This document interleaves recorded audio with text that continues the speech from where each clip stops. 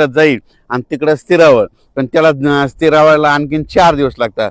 मग जवळपास म्हणजे 12 तारखेपर्यंत जोपर्यंत शांत होत नाही तोपर्यंत आपल्या इकडे महाराष्ट्रामध्ये जवळपास 12 तारखेपर्यंत, आता उद्यापासून म्हणजे आजपासून चांगलं वारं सुरुवात होईल आणि ते शांत होऊस तर परत पुन्हा काही आता एखादी प्रणाली तयार होत नाही, म्हणून हे अंदाज लक्षात द्यायचा. म्हणजे आता राज्यात मात्र उद्या 11 तारखेपासून सगळीकडं चांगलं हवामान कोरडं राहणार आहे, म्हणून हे अंदाज लक्षात द्यायचा.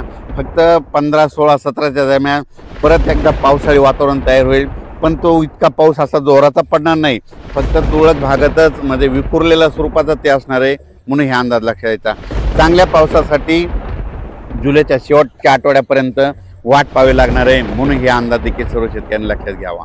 सोशल मीडियातून काय व्हायला थोडे अफवा पसरत आहेत की परत आता पाऊस येणार नाही. शेतकऱ्यांना घाबरू नका, पाऊस येणार आहे. जुलैच्या शेवटच्या आठवड्यात देखील असाच एकदम आता जसा पाऊस आला ते चांगला पाऊस येणार आहे. पण तुम्हाला एक सांगू इच्छितो, 15, 16, 17च्या दरम्यान देखील थोडाफार पाऊस असणार आहे. म्हणून शेतकऱ्यांनी तुम्ही काय करा, आपण आपले शेतीचे कामे करून घ्या, तणनाशक मारून घ्या, कीटकनाशक मारून घ्या, कारण की पाऊस बिलकुल येणार आहे. दुष्काळ वगैरे काही पडणार नाही. त्याच्यानंतर आता जुलैच्या शेवटच्या आठवड्यात देखील एक चांगला मोठा पाऊस येईल, त्याचा व्हिडिओ आणखी 2-4 दिवसात देईल. पण तोपर्यंत शेतकऱ्यांनी घाबरून न जाता आपण आपल्या शेतीचे कामे करून घ्या, फवारण्या करून घ्या, डवरणी करून घ्या, वखरणी करून घ्या, म्हणून हे सर्व शेतकऱ्याला सांगू इच्छितो. ह्या पावसातून देखील महाराष्ट्रामध्ये काही तालुक्यामध्ये 10-15 गावं, 5-7 गावं असे वंचित राहिलेले आहेत.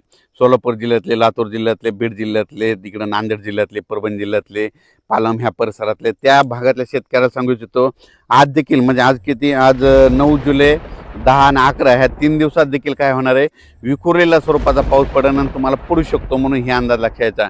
आणि याच्यातून तुम्ही वंचित राहिले तर परत पुन्हा काय होणार आहे, 15, 16, 17च्या दरम्यान एकदा थोडाफार पाऊस येणार आहे, ते मात्र ते पडून जाईल, म्हणून शेतकऱ्यांनी हे देखील अंदाज लक्षात घ्यायचा. त्याच्यातून जर उरले तर परत एकदा जुलैच्या शेवटच्या आठवड्यात पाऊस येणार आहे. दुष्काळ वगैरे काय पडणार नाही. मी म्हटलं ना, यावर्षी शेतकऱ्यासाठी चांगलं साल राहणार आहे, पिकं चांगले येणार आहेत. आणि हे पाहू शकता, हे माझ्या स्वतःचं शेतातलं आहे. आजच्यानं हे म्हणजे 30 जूनची पेरणी केलेली, आजच्यानं कंप्लीट 10 दिवसाचं सोयाबीन आहे. आणि असंच पीक आहे सगळ्या शेतकऱ्याचं आमच्या भागातले, म्हणून हे लक्षात घ्यायचं. परत एकदा काय होईल, पुन्हा जुलैच्या शेवटच्या आठवड्यात परत एकदा काय होईल, बंगालच्या खाडीमध्ये परत तिकडे काय होईल, भुवनेश्वर आणि चेन्नईच्या दरम्यान परत एखादं चक्रवादळ तयार होईल आणि ते पाऊस इकडे येईल.